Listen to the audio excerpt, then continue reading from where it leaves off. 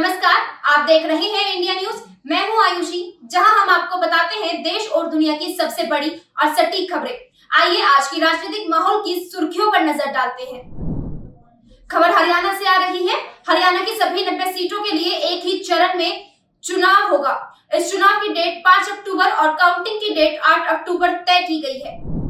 जम्मू कश्मीर में चुनाव नजदीक है और ये चुनाव 3 चरणों में होने वाले हैं। दिल्ली की राजनीति में उतार चढ़ाव का माहौल देखने को मिल रहा है, जहां अचानक से अरविंद केजरीवाल ने सीएम पद से इस्तीफा देने की बात रख दी। वहीं उसी के 48 घंटे बाद दिल्ली की नई सीएम आतिशी का चेहरा सामने आया है। खबर महाराष्ट्र से आ रही है कि महाराष्ट्र राज्य की विधानसभा के सभी 288 मेंबर को चुनने के लिए विधानसभा चुनाव के लिए अनुमान लगाए जा रहे हैं कि ये चुनाव अक्टूबर या नवंबर 2024 में या उससे पहले हो सकते हैं। झारखंड चुनाव 2024 की तैयारियां भी शुरू हो चुकी है। वहीं दूसरी ओर बीजेपी निकाल रही है चुनावी रथ यात्रा। आइए अब खबरों को विस्तार से जानते हैं। हरियाणा के चुनाव पर हमारे संवाददाता ने अपनी रिपोर्ट तैयार की है। आइए जानते हैं आदित्य रॉय से हरियाणा के चुनाव का क्या माहौल है। नमस्कार, मैं हरियाणा का विधानसभा चुनाव पे तमाम खबरों के साथ आपके सामने पेश हो रहा हूँ। हरियाणा में 90 विधानसभा चुनाव होने वाली है।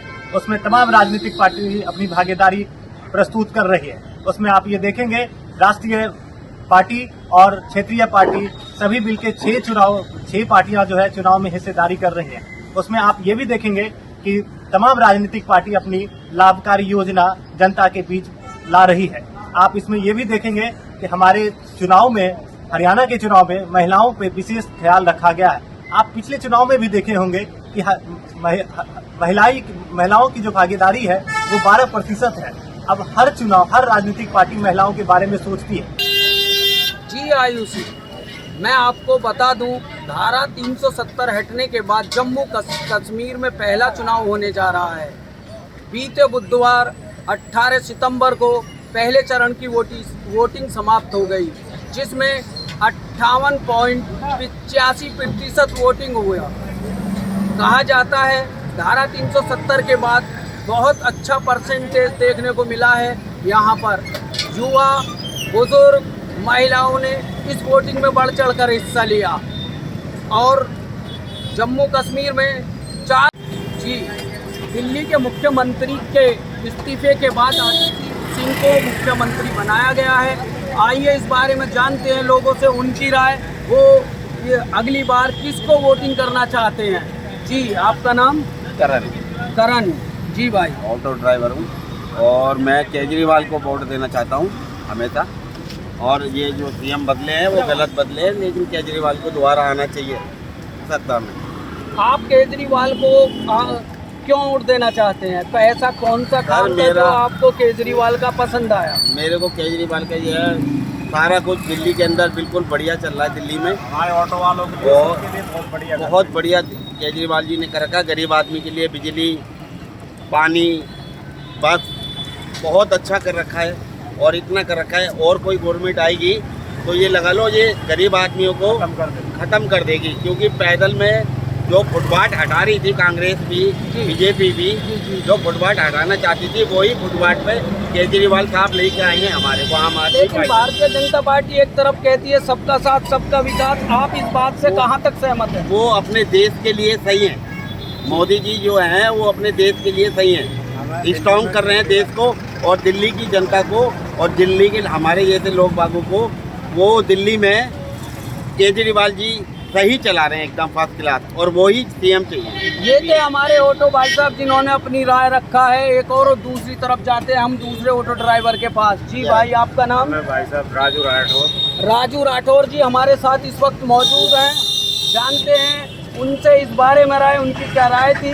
अरविंद केजरीवाल ने इस्तीफा दिया है और उसके बाद आतिशी सिंह को नया मुख्यमंत्री चुना गया है। आप इस बारे में क्या कहना चाहते हैं? हमारा कहना है केजरीवाल जी हमें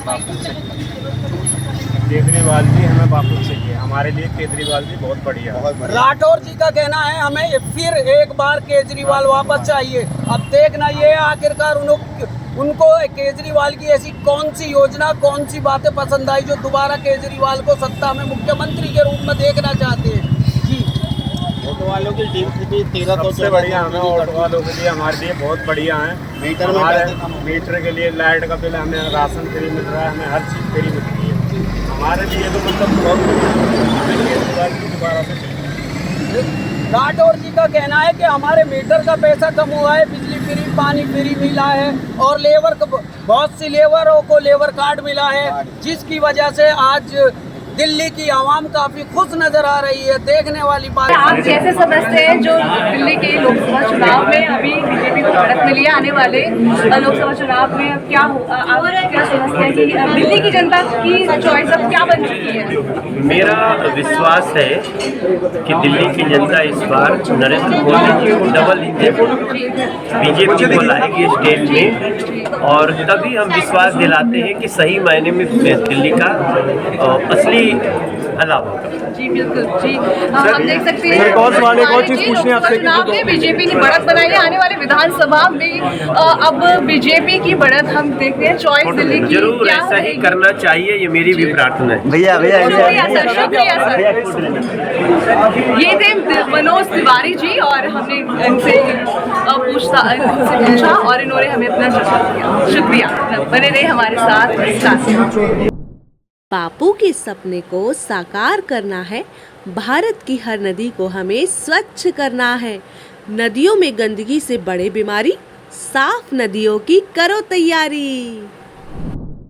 से बने रहिए हमारे साथ देखते रहिए इंडिया न्यूज। धन्यवाद।